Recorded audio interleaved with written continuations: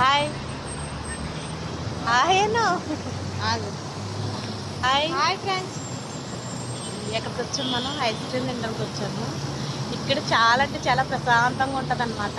చూస్తున్నారు కదా, ఇది ఎదర రోడ్డు అండ్ అదంతా అంటే ఇది బర్దుబాయ్ అంటే మేమున్న ఏరియా.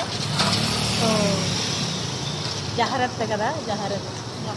కానీ కూర్చుంటే చాలా బాగుంటుంది ఓపెన్ ప్లేస్.